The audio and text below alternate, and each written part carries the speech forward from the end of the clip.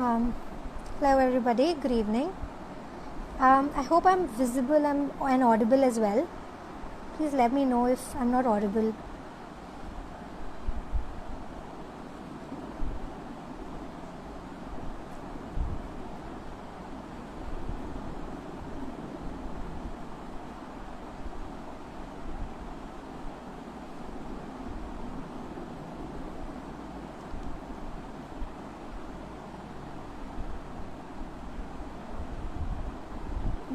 Okay. So I'm just waiting for Sir to join, then we'll begin.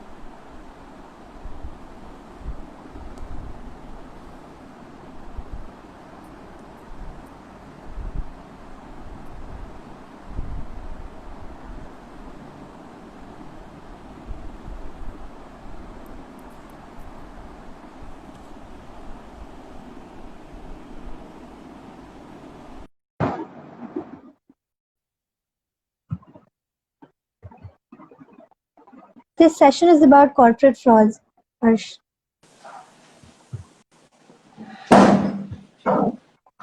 Hello. Hi. Hi Sir, good evening. Good evening. Good evening.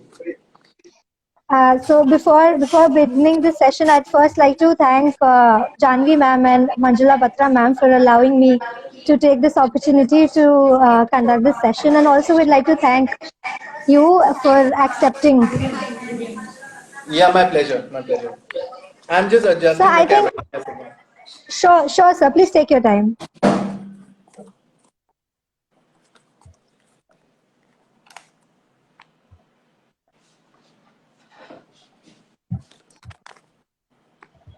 Yeah. Is it better? Yes, sir, definitely. Thank you. Yeah. So my name is Tanya Karanwal. I'm here on behalf of Harshit Batra and Associates. And today this session is going to be about corporate frauds. We have with today, sir, I think there's some disturbance on your side. Could you please check that? What kind of disturbance? Sorry. I think there's some noise in the background, I believe. Okay. Is it better? Right. Thank you so much. Okay. Uh, Today, the session is going to be about corporate frauds, and thank you very much, Mr. Dev, for joining us. Sir Pleasure. currently works at Trilegal in the corporate team and insolvency practice. Sir has been a corporate lawyer for over 10 years now and have been advising on cross-border and domestic mergers and acquisition, private equity transactions, and various corporate matters.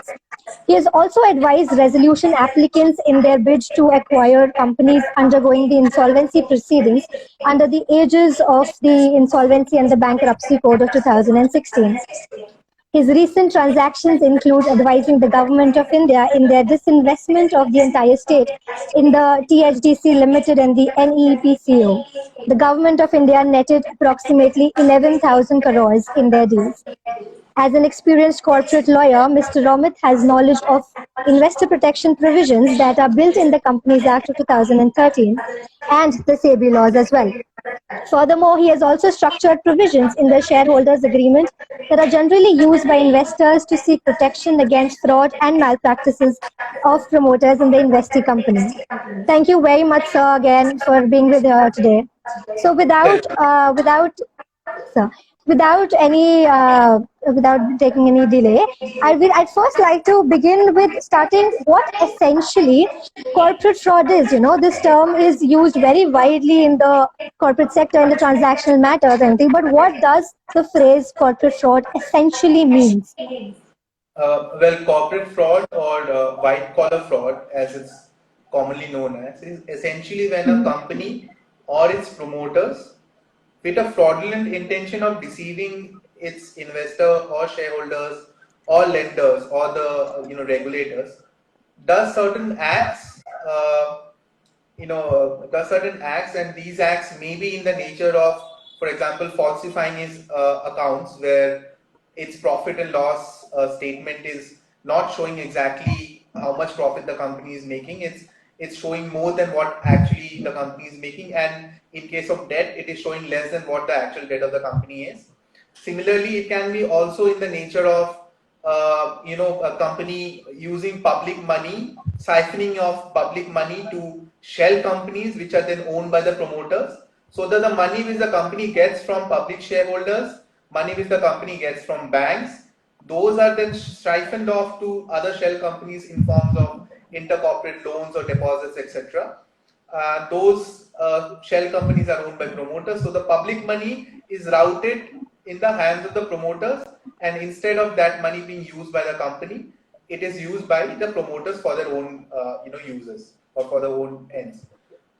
Thirdly, there can be other instances also, but thirdly, and the other broad instance of fraud can be when a promoter of a company, with the intention of inducing a buyer, right, it makes certain false statements to the buyer, and these statements will be of crucial nature because if in the event the truth were to be told to the buyer would have backed out of the deal.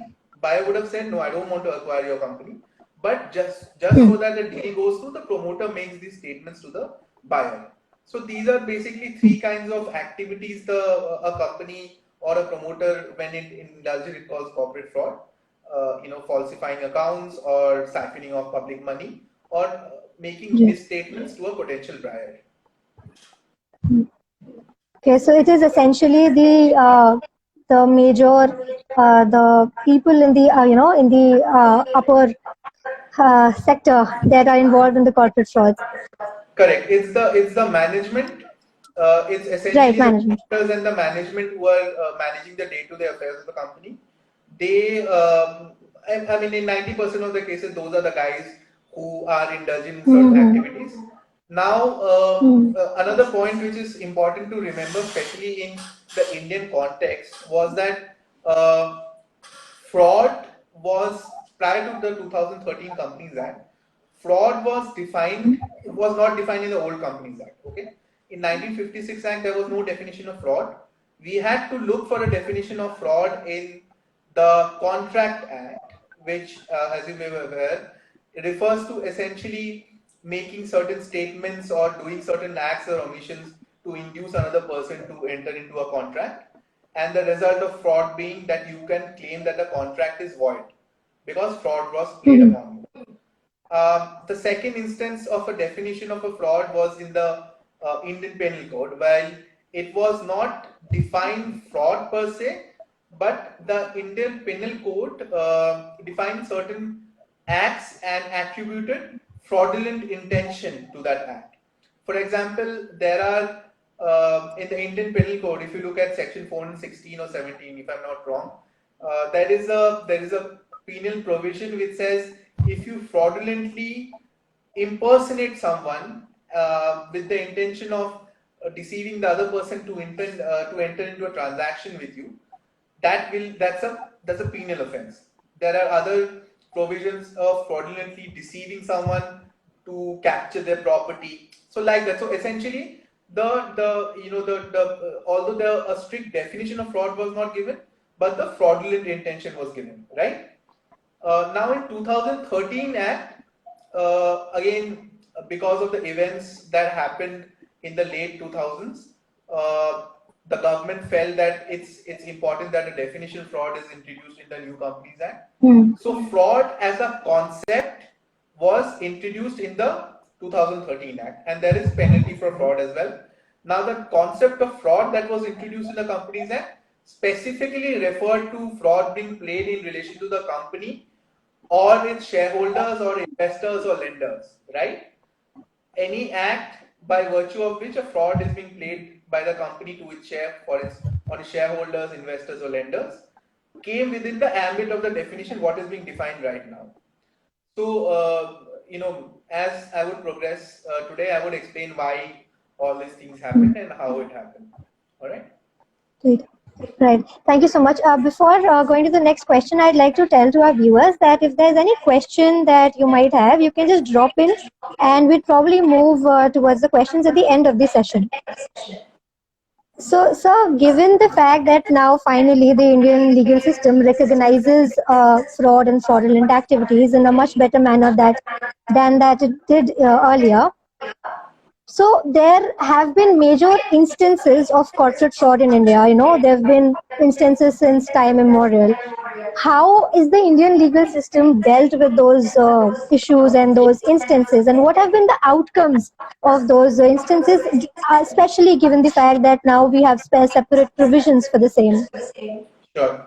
So now corporate fraud as a concept, a white collar crime, and we should differentiate what used to happen in the 90s when basically we all must have heard of the Harshad Mehta scam and the Ketan Parekh scam and all that, right? So those were essentially certain stockbrokers or certain persons trying to manipulate the stock market. Okay, so before the SEBI, which is the market regulator for stock exchanges, that came into place in 2000, it was our stock markets were not very well regulated. The trades were done in a very haphazard manner. It was very easy to manipulate the market, and that's how those people made money. So those are instances of market manipulation, and we should keep aside that, right? Now, corporate fraud of the nature I'm talking about, the concept was present in US for a long time because US being a mature market, right, much more bigger market, much more mature market in India, these instances were going about for a long time. So when I was in college and when I was growing up, probably you guys must have also heard of the Enron scandal, right? So the Enron scandal was essentially, Enron was essentially one of the largest companies in US. It was in the market of energy trading. It played fraud by again manipulating its accounts, and it did various other things. One fine day, it had to declare for insolvency because there was no money in the company.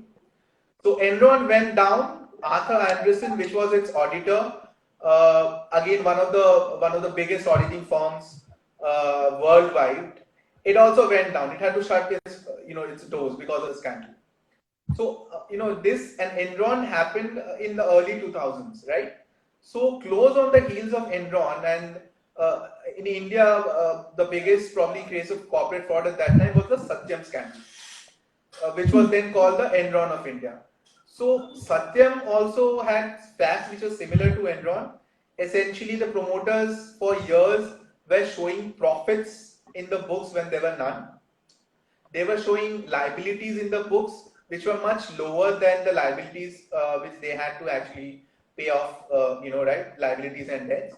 So the gap between the profits and the liabilities, the actual gap was much larger, and they were showing it much smaller. The company, in the sum total of it was that the company was shown to be profitable, year on year profitable, and this kept the stock price high, right? By the side, what it did was, so the promoter shareholding in a company was held by different trusts and other entities. So the promoters started selling off shares without really disclosing it. They sold small amounts of shares and all, and because the stock price was high, they made money. This money was invested in their associate companies, and the associate companies started acquiring land, started doing projects, etc. The whole plan was that one day Satyam will acquire this associate company so that when the lack of actual assets will be replaced by the actual assets of the associate companies, right?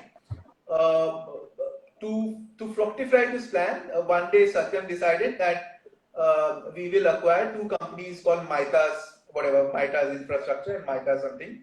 Uh, Now Satyam, you should remember, was listed in India. Satyam was also listed in the Nasdaq, which is in US. And the norms of the US SEC are much more stricter than the Indian SEBI norms, right? They require very strict public scrutiny of a deal like this, where a company is acquiring an associate company. When the Midas deal was declared, shareholder approval was not taken. It was declared after the stock markets had closed. When the stock markets opened, stock markets are closed in India, but the stock markets in US were obviously open. When the stock markets got to know about it, the people started selling their shares because they felt there was something which is wrong with this deal, right? So the stock took a very high beating, and then ultimately it sort of triggered a chain of events where Ramalinga Raju, the situation became so bad with the company that Ramalinga Raju, who was the CEO at that time, had to write a letter to the board confessing that he had been manipulating the accounts for a long time. He wrote a long 5-6 page letter saying that he had been manipulating the accounts for a long time. He gave exact figures where it is manipulated and who were privy to it. And he said, okay, hereby I resign. Essentially, after that, there was a huge hue and cry. The central government sort of took over the company. They appointed a CEO, and by a public sale, the company was sold to Tech Mahindra. Satyam basically right now is Mahindra Satyam, right? So on the face of it, it may look like nothing happened except that certain people went to jail. So the promoters were given jail sentence. The promoters, there were fines that were levied on them. They were also barred from doing any purchase in the stock market. So on the face of it, it may look at nothing really happened. Only certain people went to jail, right? But when you go to the depth of it, there was loss of shareholder value. There was loss of jobs, right? There was loss of a reputation of a beacon of Indian corporate industry, lost its face around the world, and essentially there was loss of investor confidence. So the sum total of it was much more greater than what it appeared to be. But essentially, by the end of the case, certain people went to jail, fines were levied on them, and the company got sold. This was one of the major, one of the biggest and the first sort of corporate fraud which was covered in India, which came into India in the late 2000s. After that, especially in last 5-6 years, you may have heard of a number of cases like the allegations against DHFL, allegations against IL&FS. Now both of them are still sub judice, and no finality has been reached on the proceedings, so I wouldn't really like to comment on them. But essentially, both of them also had similar sort of issues where the accounts were played off, and then the public money was alleged to be siphoned off from the company to the shell companies which are owned by the owners, right? And the money of the banks were essentially siphoned off. So the banks alleged fraud, and because banks couldn't get the money back, right? And there were a layer of shell both in DHFL and in IL&FS. There were essentially a maze of shell companies, so you didn't really know who owned what and how much where is the money parked. Proceedings are still on, so I wouldn't really like to comment.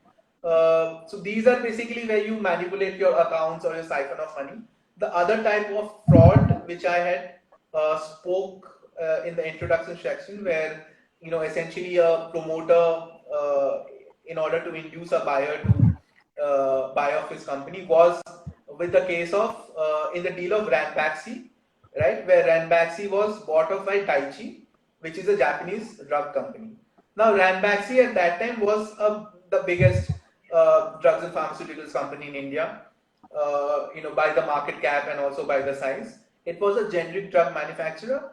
More than 50% of his revenues came from the sale of his drugs in US, right? Because it got permission from the US FDA, which is the market regulator there for the drugs, manufacturing market rather, to sell the drugs in FDA. Now FDA has very stringent regulations. They look at really each and every aspect of your manufacturing process. People come and visit here. You have to submit your reports, etc. Blah blah blah. All that. So once you sort of cross the FDA threshold and you are free to sell in US, then other markets also, and especially in India also, it is presumed that you are a good manufacturer.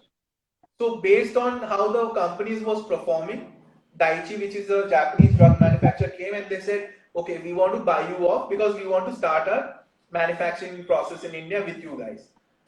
It was again at that time a huge deal, around approximately 4.4 billion US dollars. Daiichi came in, bought the share of the promoters from the Singh brothers, paid $4.4 billion in total. What had happened was, a year after Daiichi bought out the company, they realized that there were proceedings in US against the company, right? There were proceedings initiated by FDA against the company, and these proceedings were never really disclosed to Daiichi. Now, if you are aware of a share purchase, how a share purchase transaction happens, essentially a share purchase transaction happens through something what we call as a share purchase agreement. Now, in a share purchase agreement, the buyer will seek, there are certain clauses called representations and warranties, which a buyer will seek representation of certain facts from the seller. Essentially that financial statements are true, the manufacturing processes as it's shown is, it is like that, and the seller will also warrant that going forward also it'll be like that itself, right? So there were certain representations and warranties which were sought in the SPA. One of the representations and warranties purportedly was that there's nothing else which, if disclosed, will put off the deal. It was never disclosed as a part of the deal that there are investigations in the US which may result in Ranbaxy being banned from selling its drugs in the US. Right? It was alleged that the brothers, the promoters told them essentially that the investigations are in nature and there is nothing to be worried about. This was what I realized, and so 1 year after they took over, this whole incident happened where they realized that investigations are going on in the US. Daiichi reached a compromise settlement with the US regulator. They paid around $550 million in US.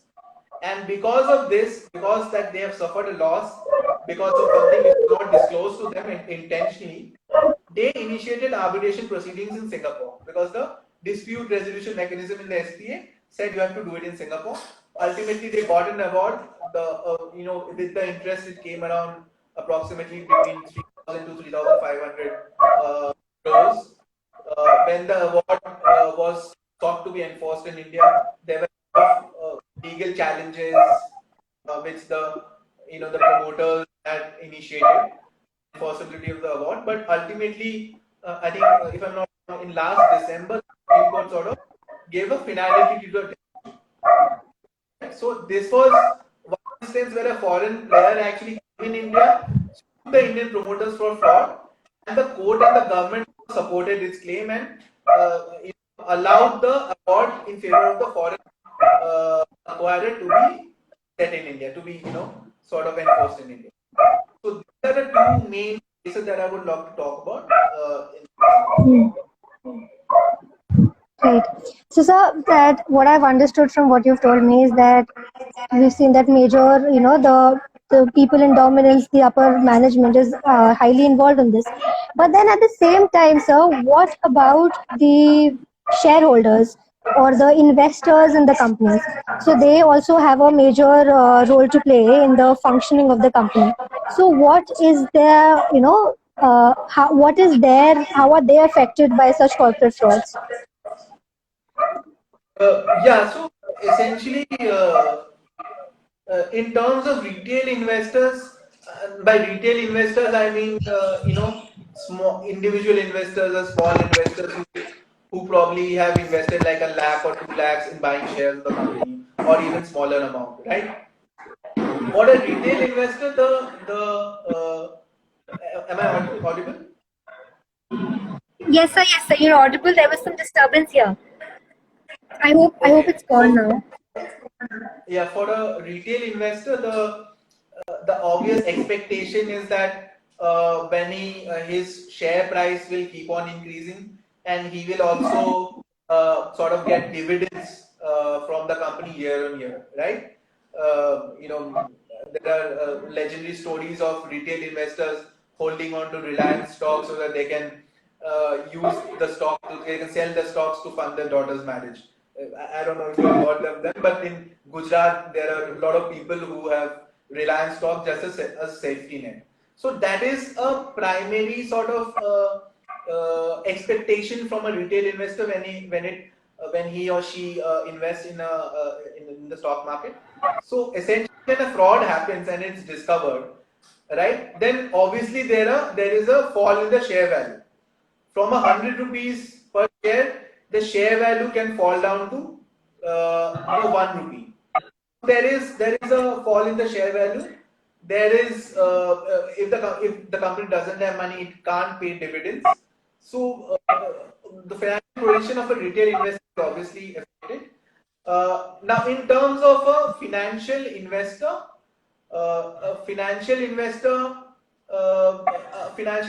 maybe again in form of a fund. Essentially, a financial investor may have their own investors, right? And a financial investor, if you look at a fund investing in your company, they will invest in a company with if it's an off-market transaction, with a understanding that they will exit the company after a certain number of years with an X return. Now, if a fraud happens, then obviously a financial investor is also badly impacted, right? And it cannot pay out the money to its own investors. So it affects everyone, right? If you look at from the lender's perspective, now if you just allow me, a shareholder is if the company has gone insolvent and there is insolvency proceedings against the company, a shareholder is actually at a lower pedestal, right? An equity shareholder is a lower pedestal in the distribution table. So even if insolvency proceedings is going on against the company and a new buyer comes in, so they will get money only after people who are above them, like the lenders, etc., have gotten the money. So shareholders' position is also not really great in insolvency proceedings. The lenders, obviously, lenders lose money because they lend money to a company with the hope that they will go get returns in form of interest. Now, money once gone is gone. There is no interest. Insolvency proceedings as well. Lenders don't really get the entire money back. So if there is a loan of 1,000 crores, when a new owner comes in, he will probably pay you only 800 crores to 700 crores, whatever. So the lenders also have to take a haircut. So essentially, a fraud is not great for anyone because there is loss of value of the company, there is loss of shareholders' value, there is loss of funds, public money, which the banks then gets used for other purposes. The banks then don't get money back. So it has a domino effect on everything. There may be job losses as well for a common employee if the company has to shut operations. There may be job losses, and in some instances, because of this whole continuing investigation, people have even committed suicide. So just because few people in the top management has played fraud, it has a domino effect on everyone. Right. So, sir, this effect, how can the parties who are aggrieved because of all of these activities, what statutory remedies do they have, and where can they seek the grievances to the same? Sure. So, the remedies are essentially, you have to look at three different uh, principal legislation. One is the SEBI Act, along with the regulations made by SEBI. These regulations are essentially prevention of unfair and fraudulent practices regulations, prevention of insider trading regulations, and LODR. Then there is separate Companies Act provisions, and there is the IPC. Now, under the SEBI regulations, it penalizes any unfair practice in terms of trade. SEBI regulations are only applicable to companies which have listed their shares. Now, SEBI regulations penalizes activities which it seems is manipulative to the stock price or any unfair practices towards trading. It also penalizes if you are a director or in the management or an employee of the company, and you know things about the company which the general public doesn't know, right? Which is then broadly defined as unpublished price sensitive information. Price sensitive information may be that your company, the rating of a company has gone down, or you're going to declare profit or you are going to acquire another company, etc., etc. So you know this because you are in the company, right? A third person will not know this because he doesn't know what's in the company. Basis depending on whether it's a positive information or a negative information, you may buy more shares of the company or you may sell your shares, right? Because ultimately the aim is to make profit. The SEBI penalizes this sort of activity. SEBI says you cannot, if you're an insider within a certain time frame, you cannot do anything, any trading, etc. Also, when you do your share purchase or sale, you have to disclose to the stock exchanges, and there is a code of conduct. Apart from that, SEBI tries to protect the common investor by what we call as LODR, the listing and disclosure regulations, disclosure requirement regulation, where SEBI mandates that the board must have independent directors. There should be an audit committee consisting majority independent directors who will look at the key contracts of the company and who will look at essentially contracts with the related parties. There are various other things which the LODR says, which is again primarily aimed to protect the investor and to sort of build in certain measures in the company so that the company cannot tomorrow say that I have gone through every corporate process, there is nothing wrong. So there is the LODR sort of creates a framework where even above the board of directors there are certain other committees, etc., which is responsible for maintaining corporate governance norms, right? So SEBI, if there is a breach of the SEBI regulation, SEBI has power to power to sentence imprisonment. SEBI has power to penalize a person. An investor, and it has happened a lot of times, an investor, when it has sensed that there is something wrong with the company, has complained to SEBI and SEBI has taken action. Apart from the SEBI regs, if you look at the company law regs, the company law regs, the fraud has been defined. The company law regs also gives power to the registrar of companies to initiate proceedings against a company if it feels that there is something wrong with the company. It gives power to the central government to initiate proceedings to take search and seizure, to search the company to see certain documents, etc. of the company. Then there is power on part of the SFIO, which is Serious Fraud Investigating Officers. SFIO has wide-ranging powers. Whether SFIO has been efficient or has been toothless is something we can debate in another sort of talk. But essentially, under Companies Act as well, an investor, if it feels there's something wrong, can go and complain, and his voice will be heard. And you don't need to be a $100 billion listed company to for that, investor in that. Even a small private company, if there is something happening, you can go and complain, your voice will be heard. Apart from these, there are the provisions of the IPC, which were made applicable anyway. In the Satyam case, there was criminal conspiracy. There were other provisions as well. So you can lodge a criminal complaint on the IPC rather, and your voice will be heard. So these are certain remedies, statutory remedies, which a normal a shareholder can take recourse to. Right. So all of these remedies that you just spoke about, so these are an investor can seek recourse through these remedies once a fraud has been committed. Right. But if we speak about the institutional investor, we understand that there is always a contract between the investors and the company. How is it that the investor can prevent, being damaged? How can he Sorry, prevent contractual? your voice is not clear. Can you hear me now, sir? Yeah. Tell me. I was saying that how is it that contractually an institutional investor can protect himself, so that he does not need to seek the recourse in the end? How can he take a preventive measure? Yeah, so contractually, an institutional investor, if it's entering into a shareholders agreement or a share purchase or share subscription agreement with a company and its promoter, the typical clauses of protecting itself if you're only doing an equity deal, the typical clauses will be your indemnity clauses, right? Where you will seek indemnity for a certain period of time from any misstatement, by the promoters for any misrepresentation or any breach in the warranties, right?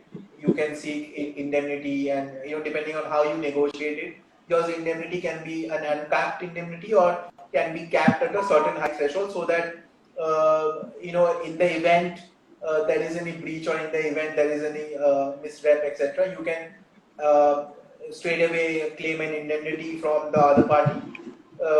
I mean, obviously, we don't expect the other party to pay off instantly, and we expect them to dispute. But then there is the contractual remedy, right?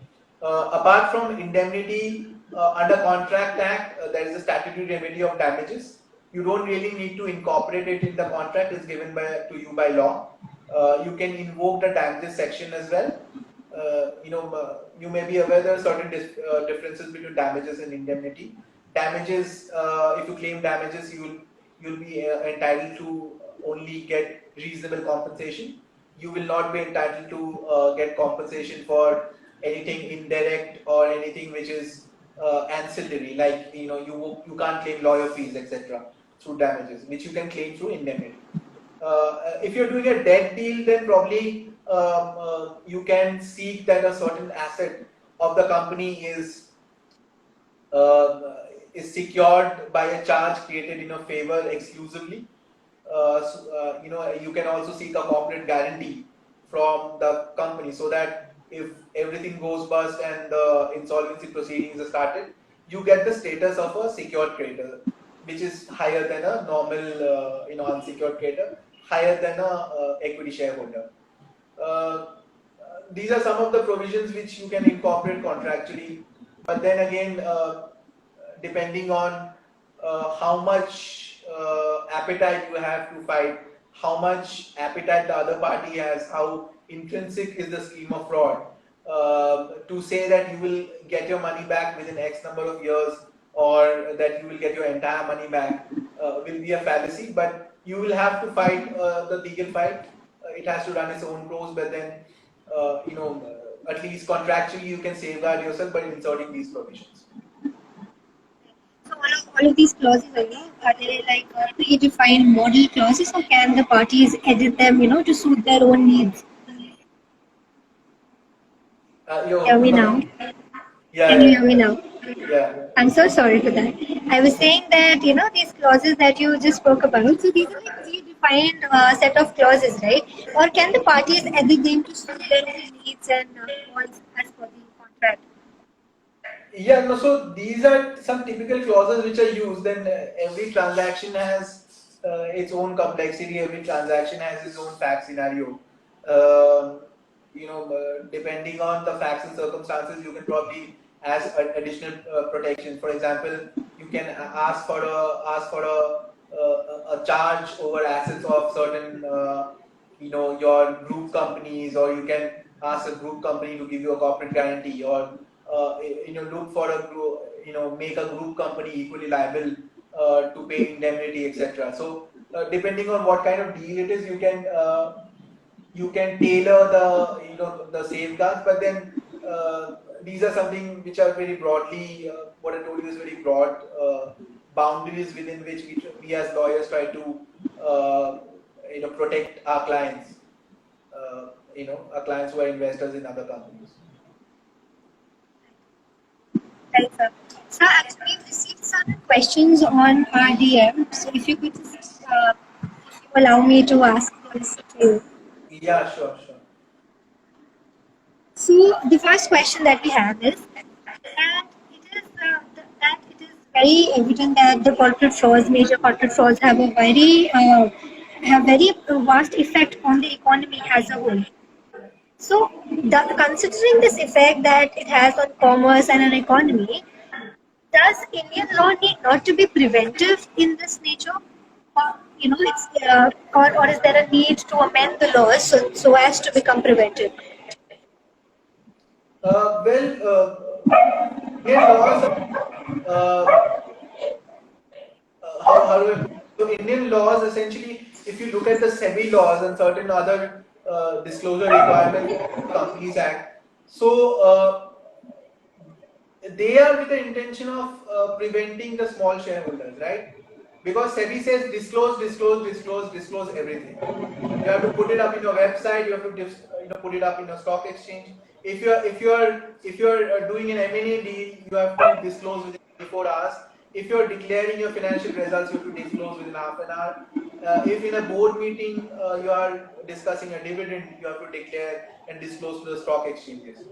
Similarly, there are other provisions in the Companies Act as well, which mandates you that if you're doing a related party transaction, you have to disclose it in a yearly format. Then, if the director's report also mandates certain other disclosures. So, from a preventive standpoint, then the Indian Companies Act sort of and the SEBI regulation sort of has these provisions where it's an onerous obligation of the company to disclose a lot of things. Uh, but then again, the shareholders also need to be little vigilant about where their money has been put in, because you must understand, the law essentially they cannot be anything which completely prevents a person from doing certain act, right? Otherwise we wouldn't have murders in the country. So a person Right. who wants to swindle money, a person who wants to do certain act will find out loopholes, will find out intrinsic ways of doing certain things. But from a shareholder perspective, the SEBI and the Companies Act has created mechanism where a company is under onerous obligation of disclosing everything. Essentially disclosure is the king if you look at a listed company, and protecting a small shareholder's interest is foremost in the mind of SEBI. Right. So, do you think that there is any need of an amendment to these laws so as to further the cause of the companies or the investors or even the shareholders? Well, so the SFIO has not really been efficient, as I told you earlier. Now, these things, SFIO was there earlier as well. It started in 2003, but from 2013 it got statutory mandate. So now it's a process, right? It's like you learn from experience, you learn from what has happened in the past. Because initially, when you're drafting a law, you look at different legislations around the globe, how things have been drafted in UK, US, and other jurisdictions, what has been their experience, and you try to incorporate the good things from there in our law. But Indian market is different. Indian market is unique. So a straight jacket law may not work here. So the Modi government has been really proactive in amending acts, very frequently. In fact, being a lawyer, sometimes it becomes a hassle that you need to update yourself so much that कल को तो एक पढ़ लिया, आज फिर amend हो गया. So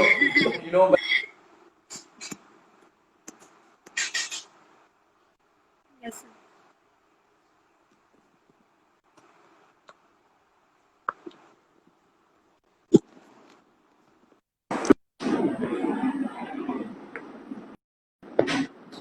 Hi, am I audible, sir?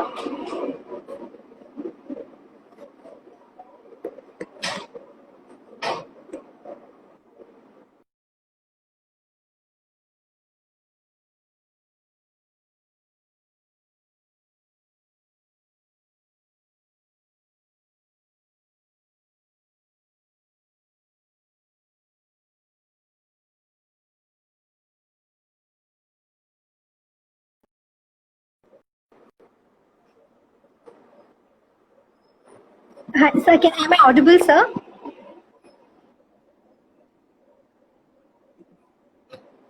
I can't hear you. I neither can I. Just give me 1 second. There's a technical glitch, I think.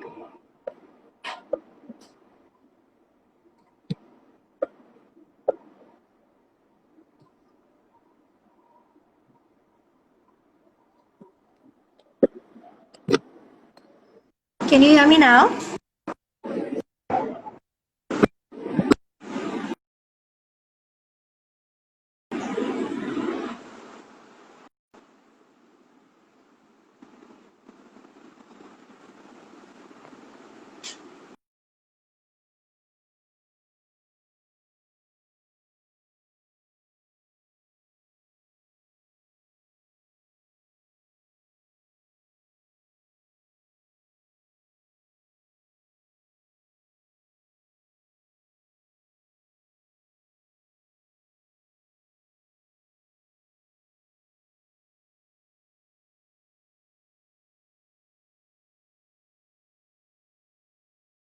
I audible now?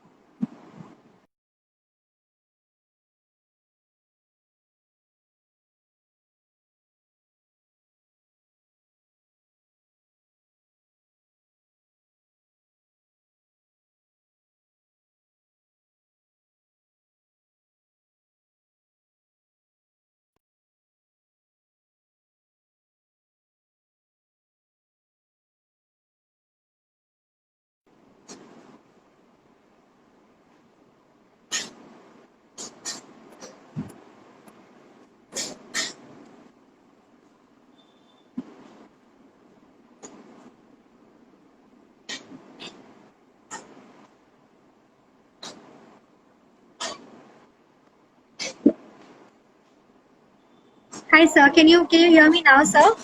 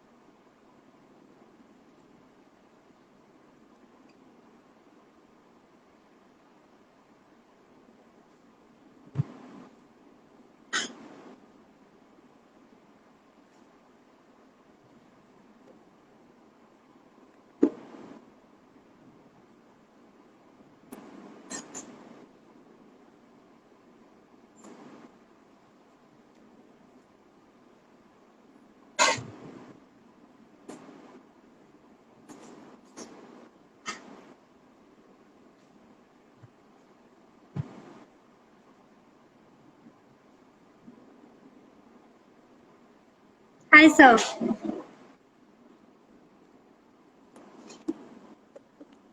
Can you hear me now, sir? Hear me now?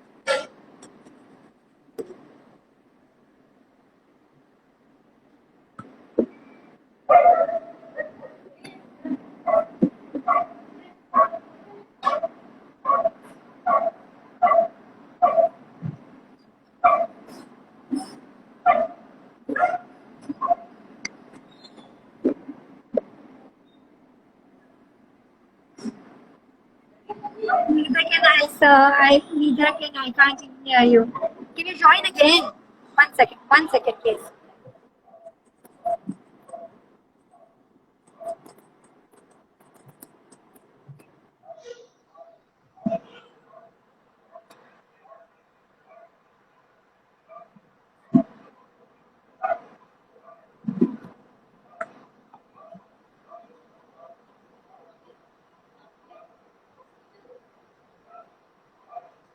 Thank you, sir. Thank you so much. Thank you very much.